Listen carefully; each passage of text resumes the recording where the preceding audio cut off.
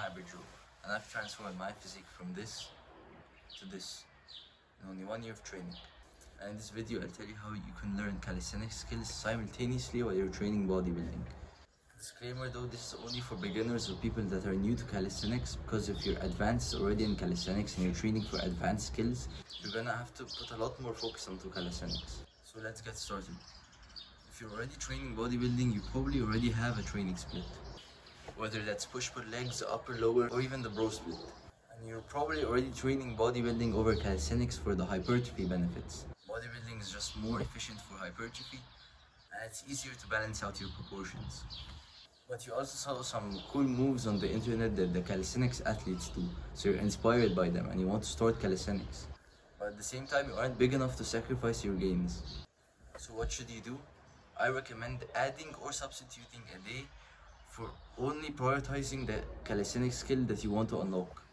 So for example, if I'm training upper, lower, push-pull legs, and I'm going to the gym 5 times a week, I can go 6 times a week and add a separate day to train the next skill that I want to unlock in calisthenics.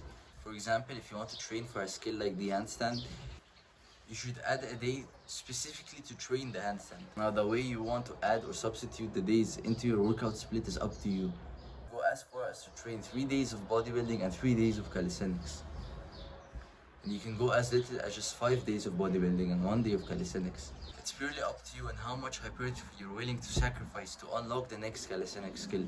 And that's what I love about this system. It's just by your choice. You have all the freedom you want. And you won't have to sacrifice lifting weights just to unlock the next calisthenics skills. So you won't have to sacrifice one for the other. And yes, of course, progress will be a bit slower than just focusing purely on calisthenics. But this way you're able to train freely. The system can also help if you already miss some workouts. If there are days that you miss in the gym, you can replace those days by training calisthenics at home. Since a lot of the beginner moves don't even require that much equipment, you can probably train them at home.